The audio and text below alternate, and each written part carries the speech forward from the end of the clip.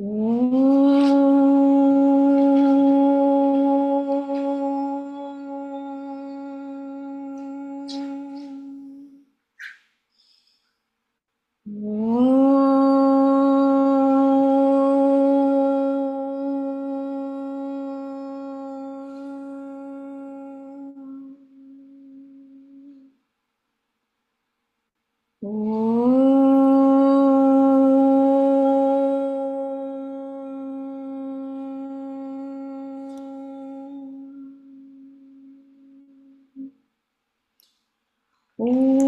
गणानां त्वा गणपतिगं हवामहे कविं कवीनामुपमश्रवस्तमम् ज्येष्ठराजं ब्रह्मणां ब्रह्मणस्पत नः शृण्वन्नोतिभिः सीदसादनम् महागणपतये नमः। सदाशिवसमारम्भां शङ्कराचार्यमध्यमाम् अस्मदाचार्यपर्यन्तां वन्दे गुरुपरम्पराम्। अथर्ववेदाचा शांती मंत्र। ओम भद्रं कर्णेभिः शृणुयाम देवाः भद्रं पश्येमाक्षभिर्यजत्राः स्थिरैरङ्गैस्तुष्टुवांसस्तनूभिः व्यशेम देवहितं यदायुः। ॐ स्वस्ति न इन्द्रो वृद्धश्रवाः स्वस्ति नः पूषा विश्ववेदाः स्वस्ति नस्तार्क्ष्यो अरिष्टनेमिः स्वस्ति नो बृहस्पतिर्दधातु। ॐ शान्ति शान्ति शान्तिः।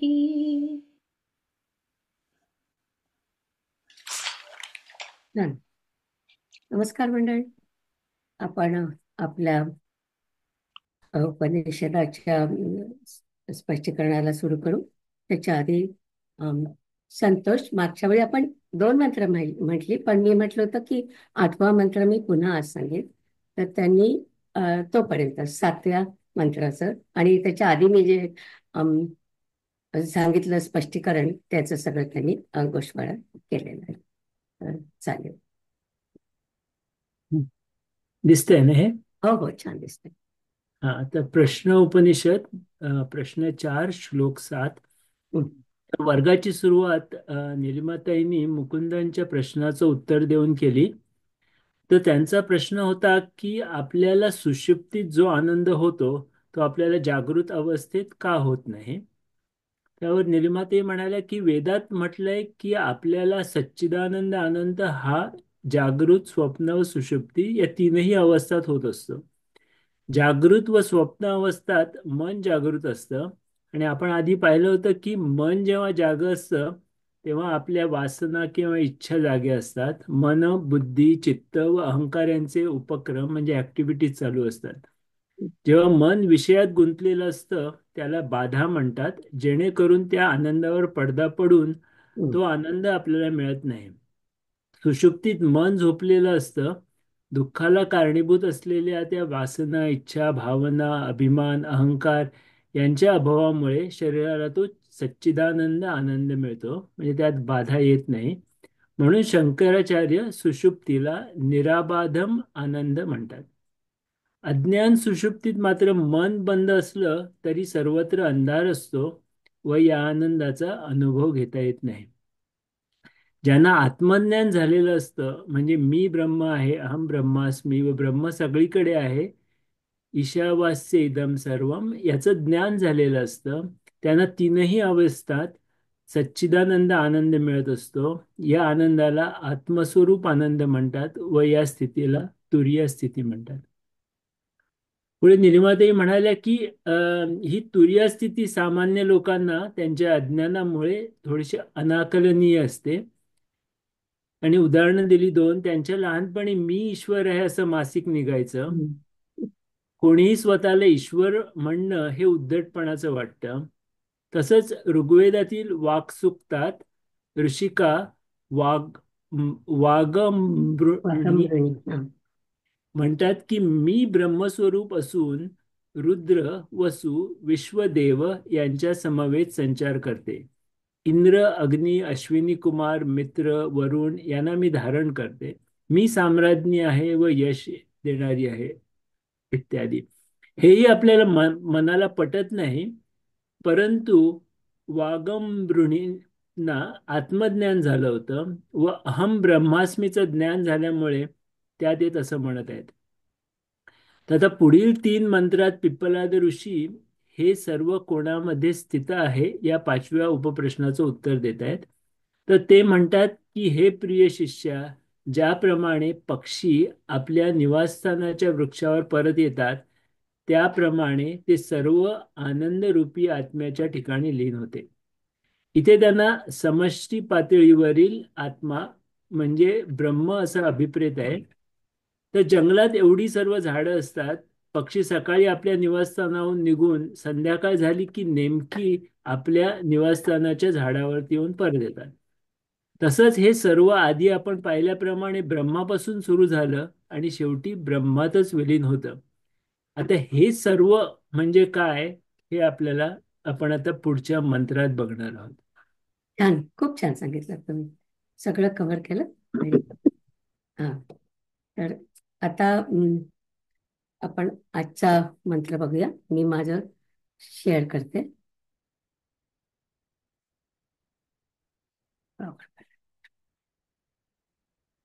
आज मी बाकीचं सगळं बंद करून ठेवलं म्हणजे माझं घोटाळा होणार नाही.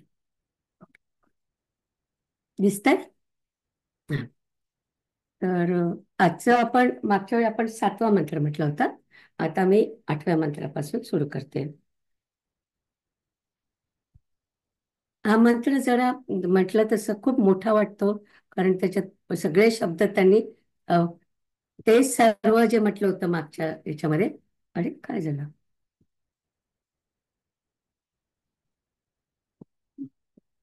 आपण जे काय ते सर्व म्हटलं होतं ते सर्व म्हणजे काय, त्याच्यामध्ये एकूण एक गोष्ट त्यांनी आपल्याला सांगितली आहे. तर मागच्या वेळी मी आपलं सगळं नुसतं वाचून दाखवलं. आता आपण थोडंसं त्याच्यामध्ये लक्ष देऊ आणि बघूया.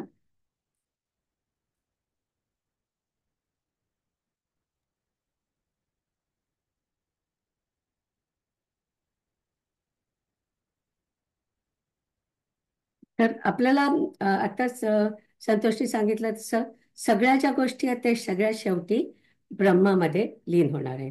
मी त्या मागच्या क्लासमध्ये एक म्हटलं होतं की आपली एक त्रिपुटी त्रिपुटी म्हणजे 3 गोष्टी ज्यामध्ये असतात ती की हे सगळं सुरू कोणाकडून होतं, कोणापासून सुरू होतं ते. आणि त्याला इन्स्ट्रुमेंट म्हटलं गेलं त्यांनी. तर इन्स्ट्रुमेंट काय आहे, तुम्हाला तुमच्याकडे काय काय अवेलेबल आहे त्या सगळ्या गोष्टी त्यांनी इथे सांगितल्या आहेत. आणि त्याच्या साह्याने आपण कुठे जाणार आहोत, तर आपण ब्रह्मामध्ये लीन होणार आहोत. तर ते कशात लीन होणार आहे ते आपण मागच्या मंत्रात पाहिलं, 7व्या मंत्रामध्ये. आणि आपल्याला काय काय अवेलेबल आहे ते अवेलेबल आपल्याला जे आहे ते आपल्याला त्यांनी या मंत्रात सांगितलं आहे. तर मागच्या मंत्रात त्यांनी म्हटलं होतं सर्व जिथे अवेलेबल आहे ते सर्व असं त्यांनी म्हटलं होतं. तर ते सर्व म्हणजे काय, असं वेदामध्ये कधीही असं म्हणजे असं गडबडीत असं काही सांगत नाही. ते एक्झॅक्टली सांगतात की तुम्हाला अमुक अमुक गोष्टी आहेत. तर त्या ज्या सगळ्या गोष्टी आहेत आपल्याकडे त्यांनी अगदी पंचमहाभूतांपासून सुरू केली आहे. तुम्हाला माहित आहे की आपल्या जे सूक्ष्म शरीर आहे ते पंचमहाभूतांना एकत्र करून पंचीकरणामुळे तयार होतात. तर म्हणजे ही पहिली स्थिती आहे आपली निर्माण होण्याची, की ज्याच्यामध्ये पंचमहाभूत एकत्र येतात आणि त्याला पंचीकरण म्हणतात. त्या पंचीकरणमुळे आपलं जे सूक्ष्म शरीर असतं ते तयार होतं. तर त्याच्यामध्ये मग त्यांनी याच्यामध्ये लिस्ट केली आहे ना, ती छान केली. मी आधी ती लिस्ट कशाची आहे ते सांगते, मग आपण एक एक मंत्र बघूया. तर पंचमहाभूत म्हणजे मग आपण त्यांनी नुसती भूत सांगितली नाहीत. भूत म्हणजे स्थूल, म्हणजे नुसतं पृथ्वी म्हटलं नाही त्यांनी. पण पृथ्वीच्या नंतर पृथ्वीचे काही गुण आहेत ते पण त्यांनी सांगितले. तर आपल्याला त्याचे दोन भाग करता येतील. एक म्हणजे पंचस्थूल भूतानी. पंचस्थूल भूतानी म्हणजे ऍक्च्युअल ते जे काय आपले पंचमहाभूत आहेत ते, आणि नंतर त्यांचे जे गुण आहेत त्याला म्हटलंय पंच सूक्ष्म भूतानी.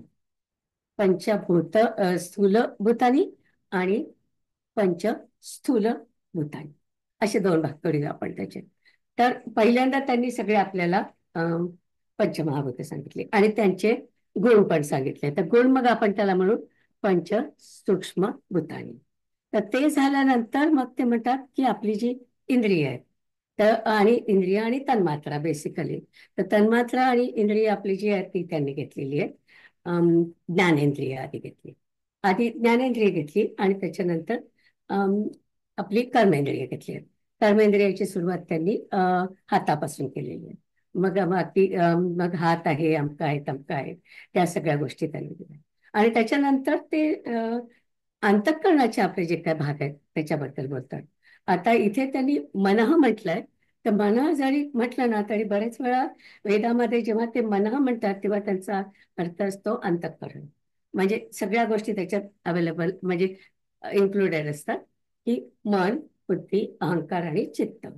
मन, बुद्धी, अहंकार आणि चित्त या चार गोष्टी आपण जेव्हा एकत्र करतो तेव्हा त्याला अंतःकरण म्हणतात. मन, बुद्धी, अहंकार आणि चित्त. तर जेव्हा ते मन म्हणतात त्याच्यामध्ये त्यांना म्हणायचंय की मन आणखीन हे तीन चार गोष्टी ज्या आहेत त्या सगळ्या एकत्र करून त्यांनी अंतःकरण सांगितलंय. आणि त्याच्यानंतर ते म्हणतात की चित्त. आता मग सॉरी, त्याच्यातच आलं की अहंकार आणि चित्त वगैरे. आणि त्याच्यानंतर ते तेज असं म्हणतात. तर तेज इथे जे म्हटलंय पहिल्या ह्याच्यात पण त्यांनी तेज म्हटलं होतं. ते म्हणजे तेज म्हणजे पंचमहाभूतामध्ये बघितलं होतं. आता हे जे तेज म्हणतात ते ना, ते म्हणजे आपल्या शरीरातली उष्णता असं बघतात. आणि त्याच्यानंतर त्यांनी प्राण सांगितले आहेत. आता प्राण आणि प्राणचे गुण आपण मागच्या प्रश्नामध्ये खूप डिटेलमध्ये बघितले होते. तर मी काय इथे ते सगळे लिहिलेले नाहीये, पण तुम्हाला ऑलरेडी माहिती आहे, किंवा मागचा मंत्र उघडला की तुम्हाला ते सगळे मागचा प्रश्न उघडला की तुम्हाला ते सगळे दिसते. तर अशा प्रकारे त्यांनी सगळे वेगवेगळे भाग केले आहेत. तर आता मी तुम्हाला ते सगळे भागांचं स्पष्टीकरण सांगणार आहे. तर पुढची स्लाइड देते.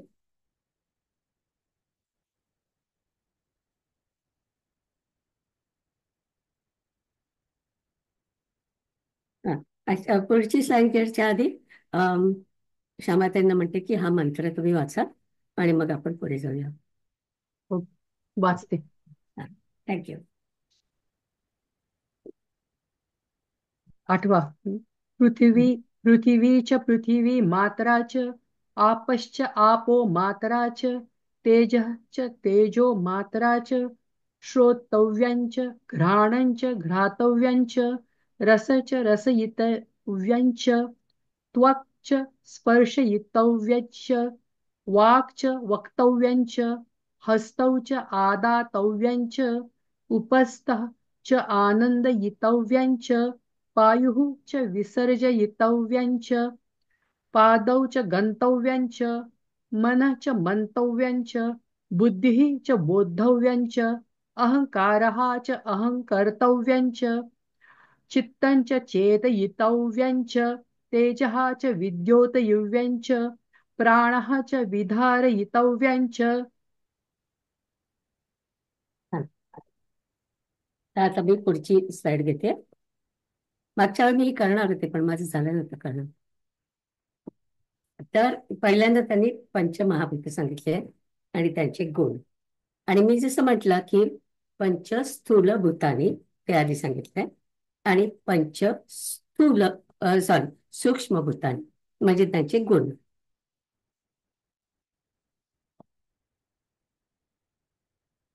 आज मी खूप हळू बोलणार आहे कारण माझा नवरा म्हणतो मी फार हळू बारबार बोलते आणि मग कोणाला कळत नसेल मी काय बोलते, म्हणून आज मी हळूहळू बोलायचा प्रयत्न करते.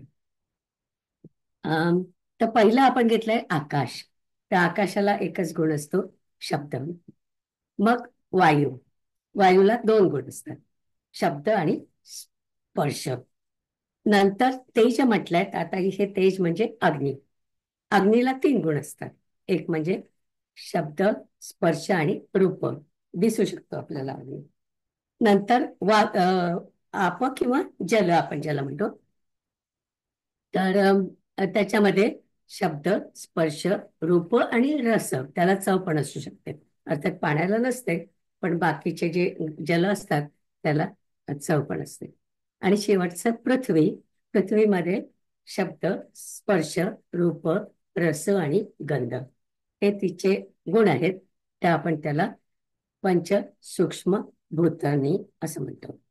तर असेच हे जे पंचीकरणाचे आपल्याला आधी त्यांनी सांगितले, मग काय म्हणायचं, महाभूत. त्याच्यानंतर ते आपले चक्षु सांगतात आहे.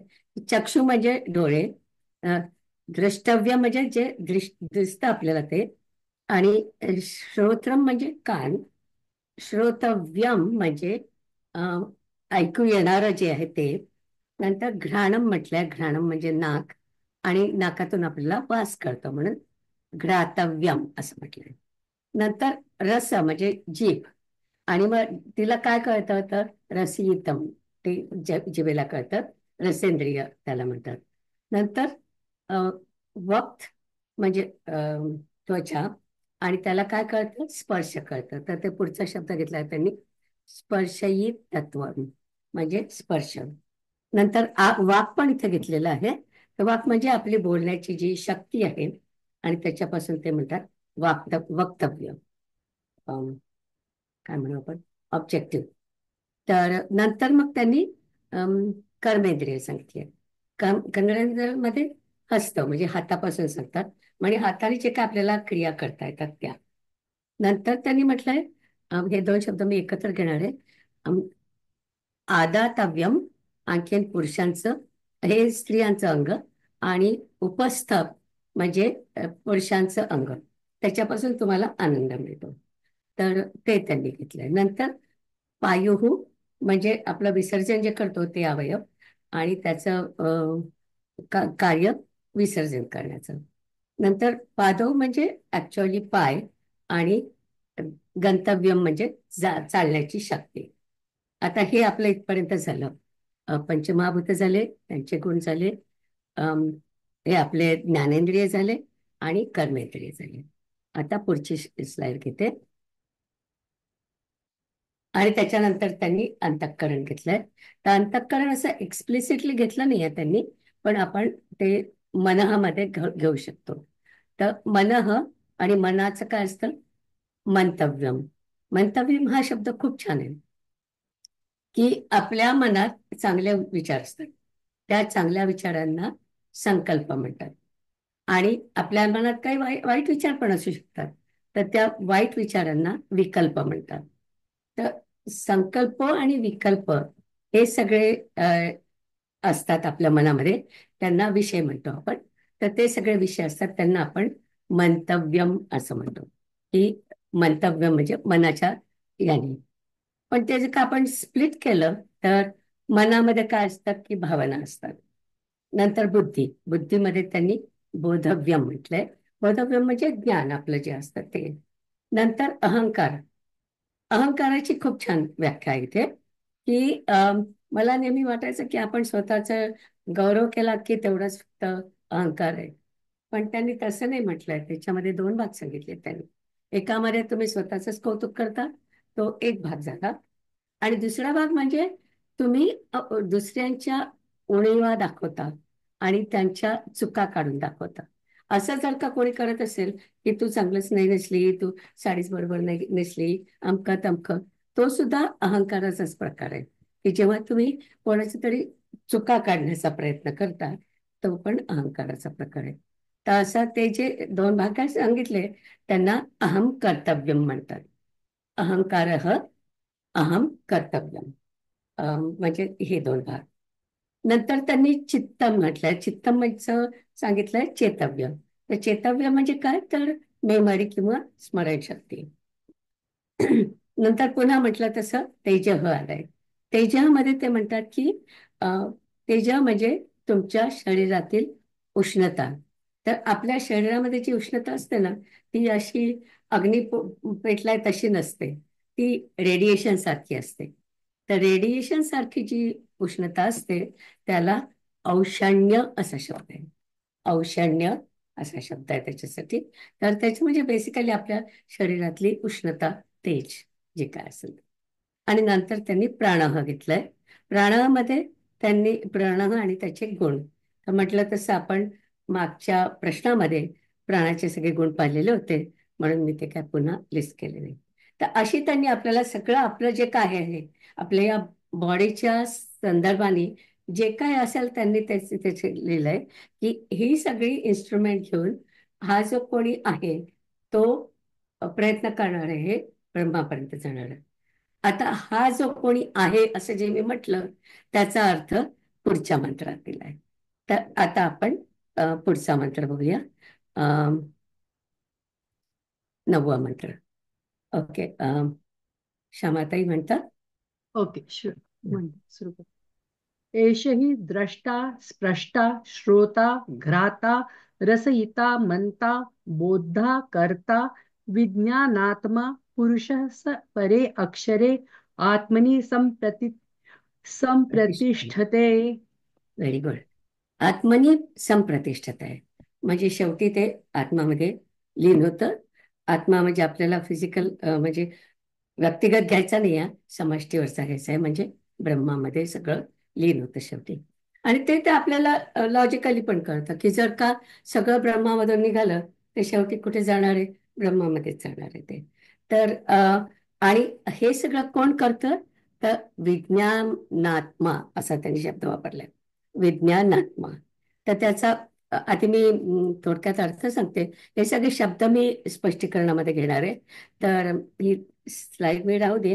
पण या मंत्राचा अर्थ आहे की सर्व उपाधीच्या पलीकडे असणारा पुरुष, पाहणारा, स्पर्श करणारा, वास घेणारा, ऐकणारा, चव घेणारा, मनन करणारा, जाणणारा आणि विचार करणारा असा जो आहे तो आत्मस्वरूप होतो. शेवटी होतो म्हणजे आहे. तर याच्यामध्ये त्यांनी म्हटलंय की हा श्रेष्ठ व अविनाशी हा विज्ञानात्मा परपुरुषात लीन होतो. मंत्राचा साधा अर्थ. आता द्रष्टा म्हणजे काय, स्पृष्टा म्हणजे काय, श्रोता म्हणजे काय, हे सगळं आपल्याला पुढच्या स्लाइडमध्ये बघायचं आहे. तर ऍक्च्युअली या स्लाइडमध्ये मी काही सांगितलेलं नाही आहे, पण ओके, याच्या जे शब्द लिहिले आहेत त्याच्या पुढेच मी सगळे अर्थ लिहिलेले आहेत. तर ते वाचते आणि मग विज्ञानात्माकडे जाते. तर आधी म्हणजे द्रष्टा. द्रष्टा म्हणजे आपण जे बघतो ते आपल्याला जे ज्ञानेंद्रियामुळे जे अनुभव येतो तो म्हणजे द्रष्टा. मग स्पृष्टा. स्पष्टा म्हणजे ज्याला स्पर्श करतो तो. श्रोता म्हणजे जो ऐकतो आहे. घ्राता म्हणजे ज्याला वास कळतो. रसयिता म्हणजे ज्याला चव कळते. आणि मनता. मनता म्हणजे मगाशी आपण म्हटलं होतं ना मनाचं त्याच्याच प्रमाणे की अंतःकरणाच्या सगळ्या क्रिया करणारं. तर मी इथे पुन्हा लिहिलंय की अंतःकरण म्हणजे मन, बुद्धी, चित्त आणि अहंकार या सगळ्याचं. आणि मग बोद्धा. बोद्धा म्हणजे विचार करणारा, विचारक. नंतर कर्ता म्हटलंय म्हणजे कर्म करणारा. आणि हे सगळ्या बाहेरच्या गोष्टी झाल्या. म्हणजे याच्यामध्ये तुम्ही काहीतरी करताय बाहेरच्या गोष्टींबरोबर. पण त्याच्यानंतर मग त्यांनी सॉरी ते चुकलं माझं. मंताच्या आधीपर्यंत ज्या गोष्टी होत्या 5 आपल्या इंद्रियांच्या त्या बाहेरच्या होत्या. आणि त्याच्यानंतर मंताच्या ज्या आहेत त्या आपल्या शरीराच्या आतमधल्या गोष्टी. तर या सगळ्या कोण करतं, तर विज्ञानात्मा पुरुष तो करतो. विज्ञानात्मा पुरुष म्हणजे ज्ञानी पुरुष. आणि सह म्हणजे तो. आणि परे अक्षरे आत्मनी संप्रतिष्ठते म्हणजे आत्म्यामध्ये किंवा ब्रह्मामध्ये लीन होतात. आता हा मंत्राचा अर्थ झाला. आता इथे आपल्या पुढे शब्द आहे विज्ञानात्मा म्हणजे काय? तर जर का तुम्ही एखादं पुस्तक उघडलं म्हणजे ज्याच्यामध्ये नुसतेच अर्थ दिले आहे, तर ते सांगतात हा विज्ञानात्मा म्हणजे काय? जीवनात्मा काय? जीवात्मा. जो काय मी म्हटलं ना विज्ञानात्मा, त्याचा अर्थ जीवात्मा. आता पण जीवात्मा म्हणजे काय ते पण आपल्याला माहिती नाही ना, ते पण आपल्याला शिकायचं आहे. तर आत्ता आपण पुढचा सगळा वर्ग आपण ह्या गोष्टीवरती घालणार आहोत, कारण ही खूप महत्वाची गोष्ट आहे. तर पहिल्यांदा मला तुम्हाला सांगायचं की पहिले जे मी समीकरण लिहिले आहेत ना, ते आपल्याला लक्षात घ्यायचे आहे. तर जीवात्मा म्हणण्याच्या समजण्याआधी आपल्याला चिदात्मा म्हणजे काय ते समजायला पाहिजे. आपण असं मागे मागे जातोय की विज्ञानात्मा म्हणजे काय? तर जीवात्मा. आपण जीवात्मा म्हणजे काय? तर मग चिदाभास. पण मग चिदाभास म्हणजे काय? पुन्हा आपले अज्ञान आलं ना तिथे. ते अज्ञान घालवण्यासाठी चिदाभास म्हणजे काय ते आपण आधी बघणार आहोत. आणि मग मी हे जे समीकरणं लिहिली आहेत त्याच्यावरती आपण विचार करणार आहे. पहिलं समीकरण अगदी तुम्हाला माहिती आहे की आपण जीव म्हणतो की कोणाचा जीव गेला म्हणतो, तर म्हणजे तेव्हा काय जातं शरीरातून? तर तुमचं कारण शरीर आणि तुमचं सूक्ष्म शरीर हे तुमच्या शरीरातून बाहेर जातं. आणि अर्थातच आत्मा असतो, तो आत्मा ब्रह्मामध्ये विलीन होतो. ते आपण सगळं आधी पाहिलेलं होतं. तर जीवाची व्याख्या पण आपण लक्षात ठेवायची की कारण शरीर आणि सूक्ष्म शरीर म्हणजे एकत्र म्हणून जीव. काय होतं की आपले हे जे अध्यात्माची पुस्तकं असतात ना, जी तुम्हाला बाहेर रेफरन्सला मिळतात, त्याच्यात ते लोक जीव हा शब्द जीवात्मा म्हणून वापरतात. कधी तो शब्द आत्मा म्हणून वापरतात. पण तसं नाही आहे. आपल्या इथे सगळ्याचे डेफिनेशन्स आहेत की जीव म्हटलं की त्याच्यामध्ये कारण शरीर आणि सूक्ष्म शरीर आलं. अर्थातच जेव्हा आपला जीव जातो तेव्हा आपला जो आत्मा असतो तो पण या शरीरापासून वेगळा होतो, पण तो जीवाचा भाग नाही. त्याला कारण आपण म्हटलं ना की आत्मा कसा असतो, तो काहीच करत नाही, नुसता शरीरात बसून राहतो आणि मग तो ब्रह्मामध्ये विलीन होतो. तर ती दुसरी गोष्ट आहे. तर आपल्या ज्या काय ह्या ज्या व्याख्या आहे ना त्या आपल्या मनात ठेवायच्या. अर्थात कधी कधी ते लोक चुकीचं वापरतात, पण चुकीचं वापरलं हे सुद्धा आपल्याला कळलं पाहिजे की कोण काय चुकीचं बोलतंय ते. राईट. तर आता आपण विज्ञानात्माचा अर्थ पाहणार आहोत. त्याच्या आधी आपल्याला जीवात्मा म्हणजे काय बघायचंय, त्याच्या आधी आपल्याला चिदाभास म्हणजे काय बघायचंय. आणि मग खूप मागे जाणार नाही, तेवढंच आपण चिदाभास मध्ये आपण थांबणार आहोत. नाहीतर तुम्हाला वाटेल की चाली मागणे मग किती जाणार माहित नाही. तसं नाही आहे, इथे थांबणार नाही. तर आता मी थोडस चिदाभासाबद्दल बोलते.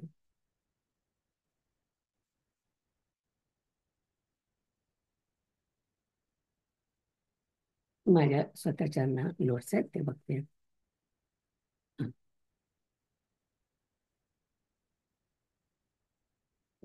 पहिल्यांदा जीवात्मा किंवा विज्ञानात्मा पुरुष असा या श्लोकामध्ये आपल्याला म्हटलंय. पण याचा सगळ्याशी संबंध काय आहे? तर आपण आधी म्हटलं होतं की 7व्यामध्ये कुठे जायचं ते सांगितलं. 7व्या मंत्रामध्ये 8व्या मंत्रामध्ये आपल्याला काय काय अवेलेबल आहे ते सांगितलं. आणि हे सगळं कोणाला अवेलेबल आहे? तर विज्ञानात्मा पुरुष त्याला अवेलेबल आहे. म्हणजे इथे करता कोण आहे? विज्ञानात्मा पुरुष, आणि त्यालाच आपण जीवात्मा म्हणणार. तर विज्ञानात्मा बेसिकली म्हणजे विवेकी किंवा ज्ञान असणारी व्यक्ती. पण सगळ्यांचंच ते होतं काय, प्रत्येक म्हणजे जर का कोणाला विशेष ज्ञान नसेल त्यांच्या शरीरात वेगळ्या ऍक्शन्स होतात असं काही मला वाटत नाही. सगळ्यांच्या शरीरामध्ये ते ऍक्शन्स होतात. तर आपण त्या आधी या मंत्राचा आधीच्या मंत्रांशी काय संबंध आहे ते आपण पाहिलं. आता याच्यानंतर आपण हे पण पाहिलं की द्रष्टा प्रष्टा त्या सगळ्या ऍक्शन्स आपण पाहिल्या. आणि त्याच्यानंतर ह्या ज्या सगळ्या ऍक्शन्स आहेत तो कोण करतो? तर तो जीव आपला जो असतो तो करीत असतो. पण जीवाला नुसते करता येईल का? नाही, त्याला नुसतं एकट्याला करता येणार नाही. तर त्याच्यासाठी आपल्याला चैतन्य हवं असतं. तर आपण आता प्रश्न आहे की हा जो आत्मा आपण म्हटलं हा आपल्या शरीरात असतो, ते चैतन्य आहे. पण तो तर काहीच नाही करत. मग आपल्याला सगळ्या शरीराला चैतन्य कुठून मिळतं? तर आपल्या संपूर्ण शरीराला जे चैतन्य मिळतं ते म्हणजे आपण, मी म्हटलं जेव्हा आपला जन्म होण्याच्या ऐवजी ब्रह्माचं अम, प्रतिबिंब आपल्या शरीरात पडतं आणि आपल्या शरीरात जे ब्रह्माचं प्रतिबिंब पडतं त्याला चिदात्मा म्हणतात. तर अशी त्याची व्याख्या आहे. आणि अ, पुढे जाते. हा, तर हा जो चिदाभास आहे तो म्हणजे ब्रह्माचं प्रतिबिंब. मग आता तुम्ही म्हणाल बा, आत्मा पण ब्रह्माचं प्रतिबिंब आहे, मग त्याच्यामध्ये काय फरक आहे? तर ते तुम्हाला आधी सांगणार आहे की आत्मा आणि चिदाभास याच्यामध्ये काय फरक आहे. पहिला फरक तर सगळ्यांना कळला असेल. कोणाला माहित आहे की काय फरक असेल आत्मा आणि चिदाभास याच्यामध्ये काय फरक असेल? आत्म्याची आपल्याला खूप छान एकच ऍक्टिव्हिटी असते त्याची, ती सगळ्यांना माहिती आहे. कोणी सांगू शकतं तो काय करतो? हा, माधवी असते. काय करतो मग तो आत्मा? तो काही करत नाही एवढंच काहीच माहिती. करत नाही. एक्झॅक्टली. नुसता ठक्क बसतो. मग आता शरीरातलं हे जे चैतन्य आहे ते कोणाला करायला पाहिजे? तर ते चिदाभास करतो. म्हणून आपण इथे दोन शब्द वापरतो की आत्मा काहीच करत नाही, पण जे चैतन्य काम करतं त्याला आपण चिदाभास म्हणतो. चिदाभास म्हणजे बेसिकली ब्रह्माचं प्रतिबिंब. ओके. तर हे जे प्रतिबिंब आहे, अं, आणि दुसरा एक महत्वाचा फरक आहे की आता समजा माझा आत्मा आहे, माधवीचा आत्मा आहे, संतोषचा आत्मा आहे, आपल्या सगळ्यांचे आत्मा आहेत. पण जेव्हा कोणी मारतात किंवा हा आत्मा या शरीरातून बाहेर जातो तेव्हा तो ब्रह्मामध्ये एक होतो. म्हणजे आपले सगळ्यांचे आत्मे सारखे असतात, त्याच्यामध्ये काहीही फरक नसतो. कोणाचाही प्राण्याचा आत्मा असला तरी तो पण आपल्या आत्म्यासारखाच असतो, त्याच्यामध्ये आणि आपल्यामध्ये काहीही फरक नाही. असा आत्मा जो असतो तो काहीच करत नाही आणि तो सगळ्यांचा सारखा असतो. पण हा जो चिदाभास तुम्हाला म्हटलं, हे जे ब्रह्माचा प्रतिबिंब किंवा ऍक्टिव्ह, आपण ज्याला ऍक्टिव्ह चैतन्य असं म्हणूया, जे ऍक्टिव्ह चैतन्य म्हणूया आपण त्याला, तर ते म्हणजे जे प्रतिबिंब आहे ना ते नुसतं असं राहत नाही. आता समजा माझं चिदाभास असेल तर माझी बुद्धी, माझा अहंकार हे सगळं त्याच्यात मिसळलेलं असतं. म्हणजे आपण आत्मा कसा म्हणतो तो पूर्ण शुद्ध ब्रह्म असतो, तसं चिदाभास नसतो. चिदाभासामध्ये माझी बुद्धी, माझा अहंकार हे सगळं मिसळलेलं असतं. म्हणून माझा चिदाभास आणि माधवीचा चिदाभास एकत्र नसणार, कारण तिच्या याच्यामध्ये तिची जी काय बुद्धी आहे आणि तिचा जो काय अहंकार आहे तो सगळा त्याच्यात मिसळलेला असेल. म्हणून प्रत्येकाचा आपला जो चिदाभास आहे तो वेगवेगळा आहे, पण आपले आत्मे जे असतात ते सगळ्यांचे सारखे असतात आणि कोणाचाच आत्मा काहीच काम करत नाही. ते आणखी सोपं लक्षात ठेवायला. तर आता हा जो काम करणारा एक चैतन्य आहे एक त्याच्याबद्दलचा प्रश्न विचारू आपण निलिमाताई. काय निलिम एक नाही, आपण आता हे चिदाभास म्हणजे ब्रह्माचे प्रतिबिंब म्हणतो. हा, तर ब्रह्मा आणि माया, आपण ब्रह्मा आणि माया शिकलो तेव्हा सुद्धा ब्रह्म काहीच करत नाही असं आपण म्हणत करेक्ट होतो. मायेमुळेच काय जे होतं ते होतं. मग त्या एक्झॅक्ट ब्रह्माच्या प्रतिबिंबाला कसं काय करायची शक्ती असते, म्हणजे तो कसा एक्झॅक्टली ऍक्टिव्ह असतो? एक्झॅक्टली ऍक्च्युअली ब्रह्माचं प्रतिबिंब आपण म्हटलं तरी त्याच्यामध्ये माया असायलाच पाहिजे, कारण तो ऍक्शन आहे त्याची. जर का तोही आत्म्यासारखा जसा त्या दोघेही ठिम्म बसले असते, कोणीच काम केलं नसतं, नाही का? म्हणजे Yes. हा बिचारा काम करतोय तर हा याच्यामध्ये ब्रह्माचं प्रतिबिंब असलं तरी त्याच्यामध्ये माया असायलाच पाहिजे, कारण तो काम करतोय म्हणून.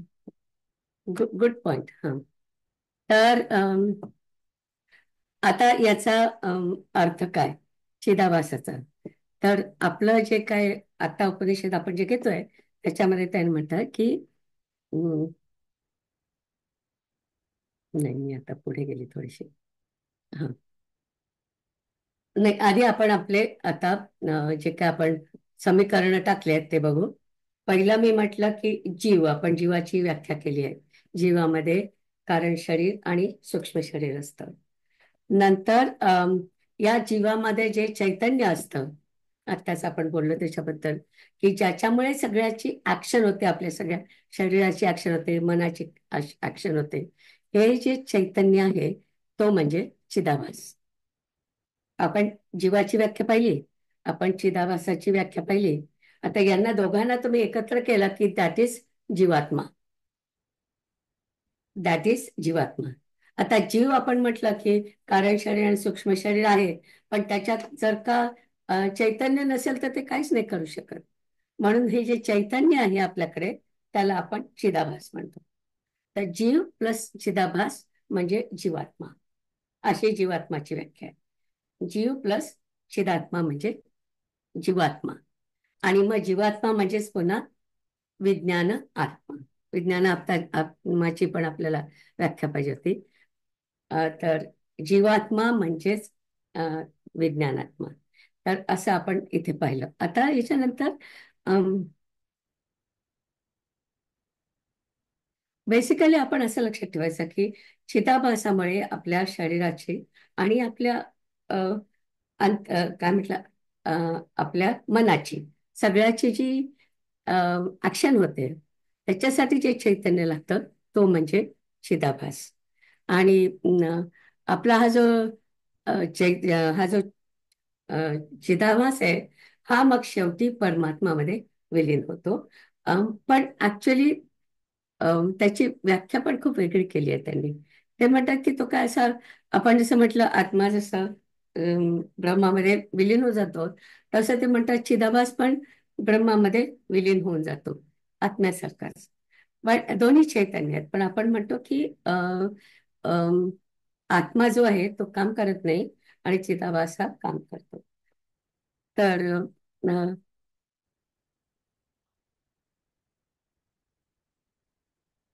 आता याच्यामध्ये आपण बघितलं जीवात्मा हा सब्जेक्ट आहे की जो हे सगळं करतो आहे, किंवा आपल्याला दुसरा शब्द त्यांनी दिलाय विज्ञानात्मा. विज्ञानात्मा पुरुष तो शब्द दिला.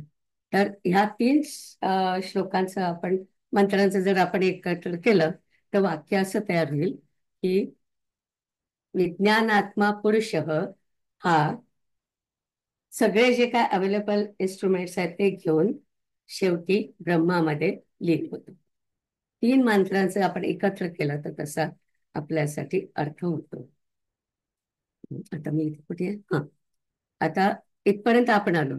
तर मी एक आणखीन सांगते की चिदाभास म्हणजे कसं, आपल्याकडे त्या बॅटरीज असतात, बॅटरी म्हणजे सेल्स जे असतात बॅटरीचे, तसा त्याचा विचार करावा.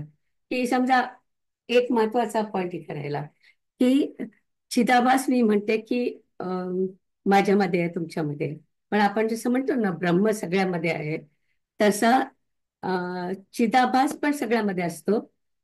माझ्या टेबलामध्ये असेल, माझ्या खुर्चीमध्ये असेल, पण ते सगळे ऍक्टिव्ह नसतात. कारण काय, की जसं आपण बॅटरी आणली आणि नुसती टेबलावर ठेवली तर त्याला काहीच नाही होत ना, त्याने काही ऍक्शन होत नाही. पण जेव्हा तुम्ही ती बॅटरी एखाद्या तुम्ही उपकरणात घालता तेव्हा मग ते सुरू होतात, नाही का. तसा हा चिदाभास नुसता बसून राहिला तर काही होत नाही. पण जेव्हा त्याला एखादी बॉडी मिळते, शरीर मिळतं, तेव्हा ते शरीर मग ऍक्टिव्हेट होतं आणि मग ते सगळं शरीर काम करतं. म्हणून मला असं वाटतं की असा विचार केला ना की चिदाभास हा बॅटरी सारखा आहे. नुसतं तुम्ही टेबलावरती बॅटरी ठेवून दिली तर काहीच होत नाही. पण तुम्ही जेव्हा इन्स्ट्रुमेंट मध्ये घालता किंवा एखाद्या तुमच्या ब्लेंडरमध्ये घातलं की आणि मग बटन दाबले की तो सुरू होतो. पण तसं नुसतं जर का तुम्ही तिथे ठेवून दिला तर त्याचं काहीच होत नाही.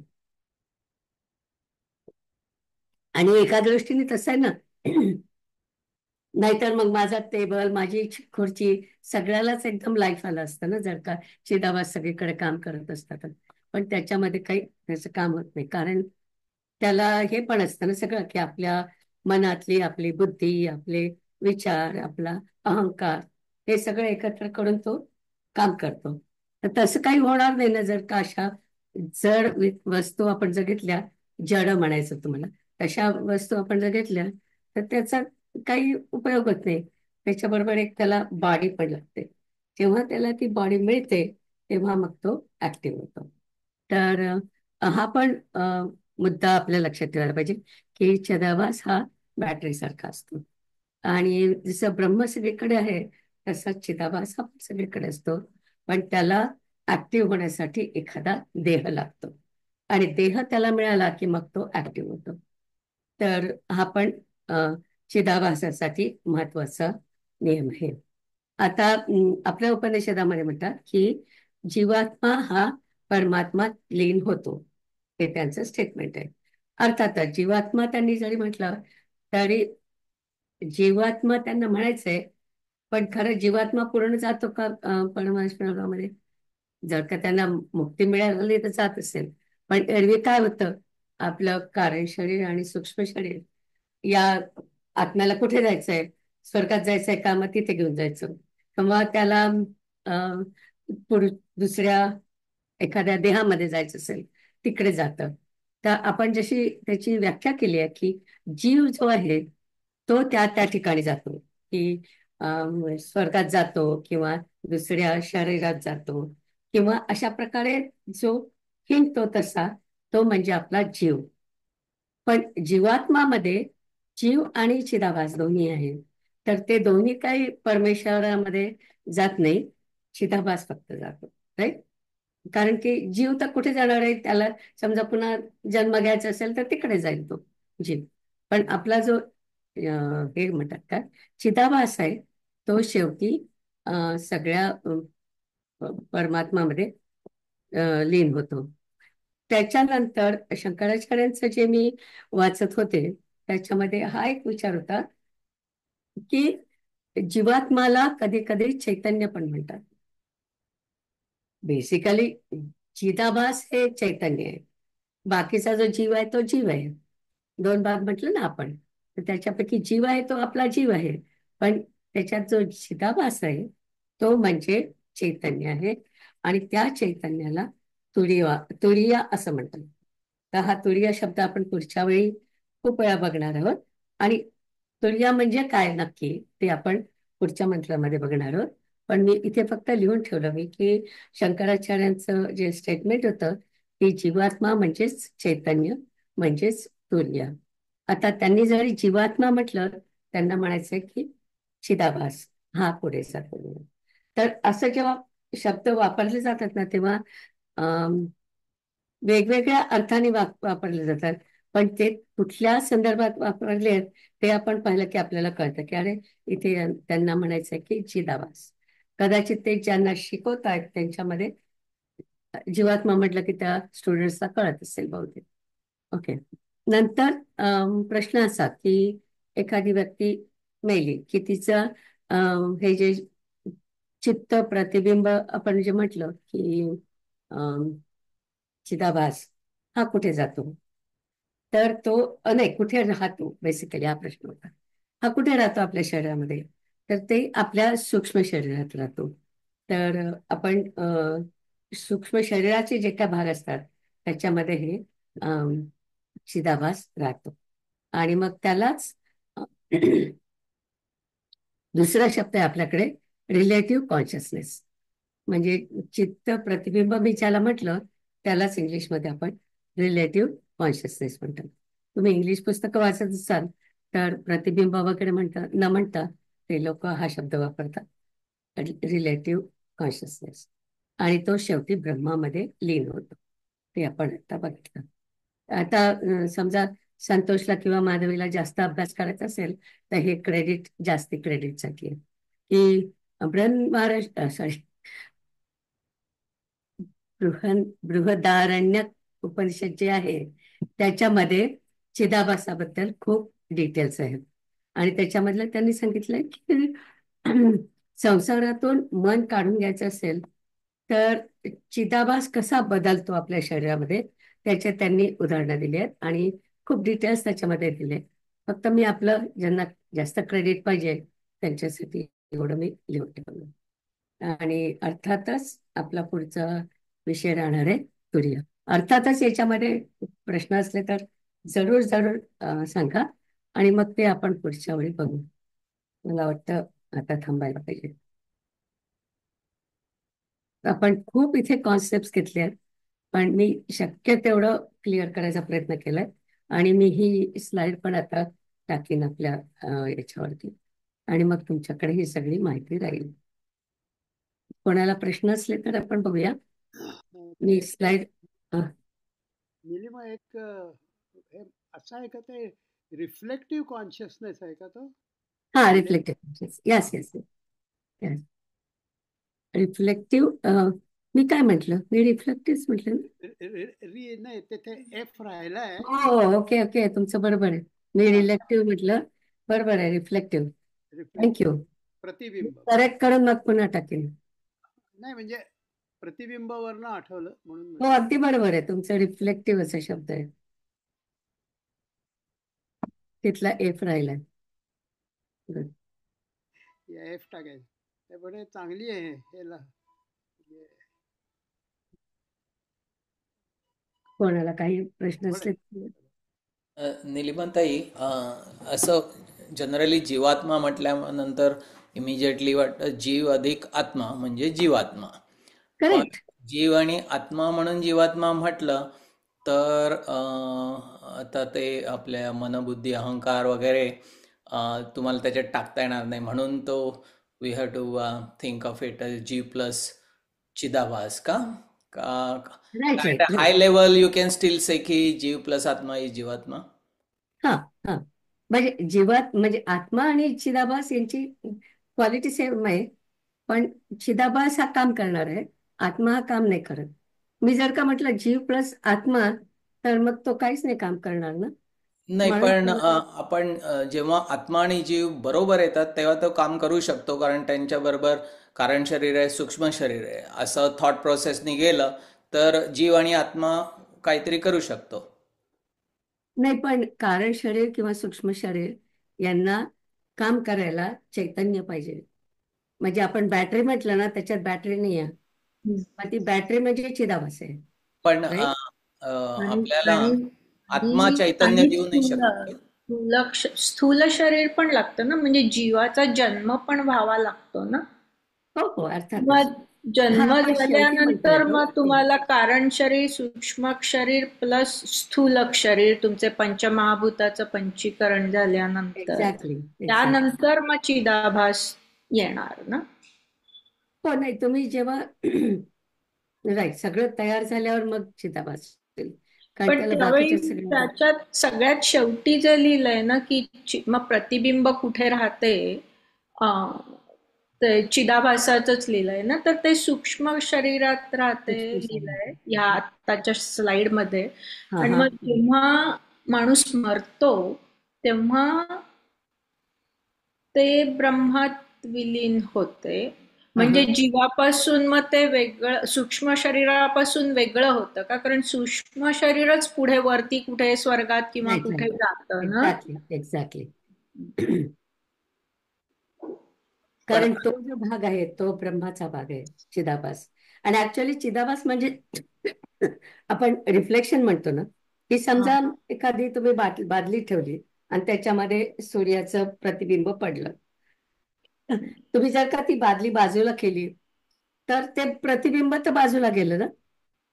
राईट पण राईट राईट. ते म्हणतात बरोबर. त्याचं काय झालं तर सूर्याचा उजेड येतो तो उजेड राहिलाच, पण प्रतिबिंब मात्र गेलं. संपलं. हम्म. सॉरी. या दॅट मेक्स सेन्स. या. हा, तर Mahesh, are you okay with it? ते वाचल्याबरोबर असं वाटतं नक्कीच की जीव प्लस आत्मा. पण तिथे आत्मा नाहीये, तिथे चिदाभास आहे. पण आत्म्याला चैतन्य देऊ शकतो आत्मा? आत्मा म्हणजेच चैतन्य.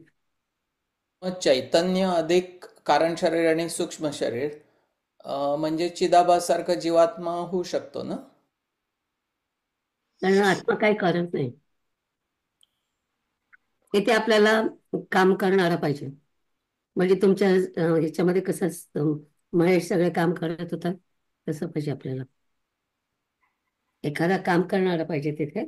माझ्यासारखे नुसते गेले तर काय नुसते आत्म्यासारखे बसतात. आहे ना, आपल्याला हे जे चैतन्य आहे ते काम करणारं पाहिजे. कारण शरीर आणि सूक्ष्म शरीराला चैतन्य मिळाल्यानंतर ते काम करू नाही शकत. नाही, हो ना, म्हणूनच तर ते चैतन्य जे आहे चैतन्य म्हणजेच ते चिदाभास सांगतायत ना निलिमाताई. पण आत्मा म्हणजे पण चैतन्य म्हणून म्हटलं. Right right.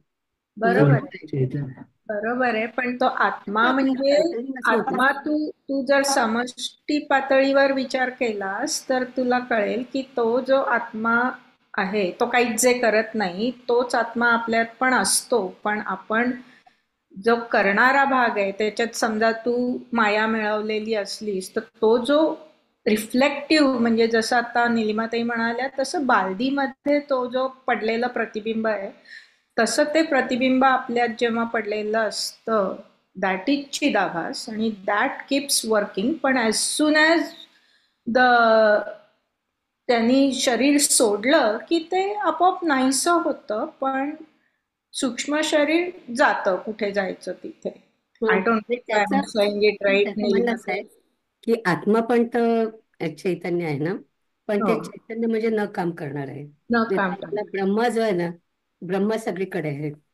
पण नुसतं ब्रह्म असून होत नाही ना, आपल्याला त्यांनी सगळ्या ऍक्टिव्हिटी पाहिजे त्याला सगळ्या.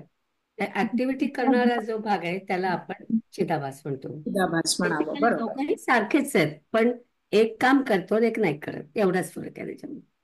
बरोबर. नाही, म्हणजे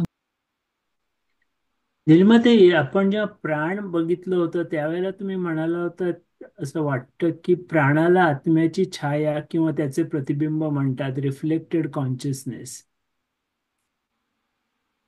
प्राण्याला पण म्हणत असते. प्राणाला. प्राण हो. प्राण. होय, राईट राईट राईट. पण मग हे आता प्राण आणि चिदाभास एकच म्हणता येईल का? नाही ना. नाही म्हणता येणार इथे. म्हणजे बरोबर आहे, तोच शब्द आपण तिकडे वापरला होता. मी अं, त्याचं स्पष्टीकरण सांगेन तुम्हाला पुढच्या वेळी. आता मला सांगता येत नाही. पण चित्त म्हणजे आपण हे जे प्रतिबिंब जे म्हणतो आहे त्याच्यामुळे त्याला हा शब्द वापरलेला असेल. पण ते काय झालं की शंकराचार्यांनी ज्यांनी लिहिलंय, शंकराचार्यांच्या कॉमेंट्रीमध्ये हे सगळे शब्द त्यांनी एकसारखे सांगितले आहेत की जीवात्मा म्हणजेच चैतन्य, म्हणजेच तुरिया, म्हणजेच चित्त प्रतिबिंब, म्हणजेच विज्ञाना. Reflected conscious mind. हे सगळं त्यांनी एकत्र करून सांगितलंय. पण जेव्हा मी बघत होते की जीवात्मा म्हटलं की त्याला आपल्याला नुसतं चिदाभास म्हणता येणार नाही, कारण त्याच्यामध्ये जीव पण आहे ना. तर म्हणून मला असं वाटतं की आपण इथे ज्या समीकरणं लिहिलेत ना त्याच्याप्रमाणे चिदाभास म्हणजे डेफिनेटली चैतन्य आहे. ब्रह्मा म्हणजे आत्मा म्हणजे नक्की चैतन्य आहे. पण चिदाभासालाच आपण जीवात्मा म्हणू शकू की नाही, आय एम नॉट शुअर. कारण त्याचाच भाग जीवात्माचा आहे ना, की चिदाभास. त्याच्यात दोन भाग आहेत, जीव आणि चिदाभास.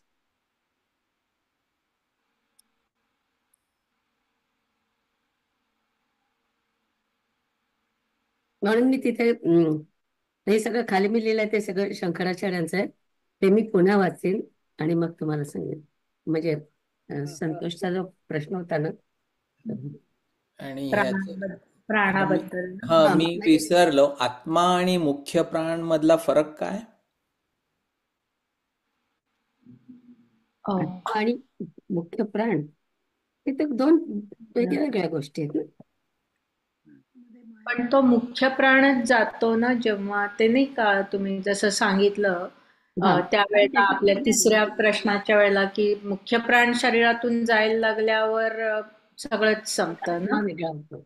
म्हणजे म्हणजे आत्मा म्हणजे प्राण जाताना आत्मा वेगळा होतो. हे आपलं जीव जो आहे तो वेगळा होतो आणि ते आपापल्या ठिकाणी जातात. इथे दोन समीकरणं दिली आहेत ना निलिमा. हो. जीव अधिक चिदाभास इक्वल जीवात्मा हम्म. इक्वल विज्ञानात्मा, असं 2 समीकरण आहेत बरोबर. आपल्याकडे.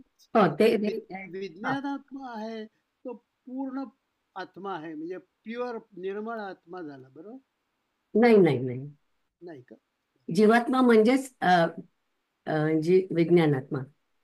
जीव हा, मग तो विज्ञानात्मा हा पूर्ण शुद्ध निर्मळ आत्मा परमात्मा नाही का? नाही. विज्ञान नाही. विज्ञानात्मा पुरुष हा म्हटलाय ना, त्यामुळे म्हणजे हा. एका व्यक्तीचा जीवात्मा म्हणून मला असं वाटतं की तो तो नाही. जेव्हा एक्सप्रेस आहे, तुम्ही म्हणजे या व्यक्ती स्वरूप आहे त्याचं. राईट राईट समष्टी पातळीवरचा नाहीये तो ना. हा, हा बरोबर. हा म्हणजे बरोबर आहे. म्हणून ते तसं आहे. हा, बरं. हम्म. म्हणजे तिथे चिदाभासामध्ये तिथे पण वैयक्तिक चिदाभास आहे तो. बरोबर. म्हणूनच त्या म्हणाल्या ना की माझा चिदाभास त्यांच्या चिदाभासापेक्षा वेगळा आहे, असं निलिमाताई एक्सप्लेन हा, म्हणजे करताना तो म्हणत होते. शुद्ध चिदाभास नाहीये, म्हणजे निर्मळ त्याच्यामधला अहंकार गेलेला किंवा बुद्धी गेलेली असा नाहीये. नाही. वैयक्तिक. हा त्याच्यामध्ये माझी बुद्धी असेल, माझे म्हणजे इमोशन अहंकार असतील. ओके, म्हणजे आणि माझे अहंकार विकार, असेल. तो विकारी चिदाभास आहे, बरोबर. हा विकारी, बरोबर, तो शब्द आवडला मला. महेश, विकारी आत्मा म्हणजे चिदाभास म्हणता येईल आपल्याला, नाही का? या या कारण कारण त्याच्यामध्ये सगळ्या बाकीच्या बरोबर. व्यक्तिगत हा, गोष्टी म्हणून हा, right? म्हणजे त्यांनी तो क्लिअर होतात आहे की म्हणजे त्याच्यात विकार आहेत आपले, हो विकार आहे. म्हणजे अजून ओके. आपल्याला शुद्ध व्हायचं आहे. ओके, अच्छा. हम्म. Okay, all right. हा, मग आता सगळं ते क्लिअर होतं त्यामुळे, बरोबर. Good good. छान, मला तो विकारी शब्द आवडला.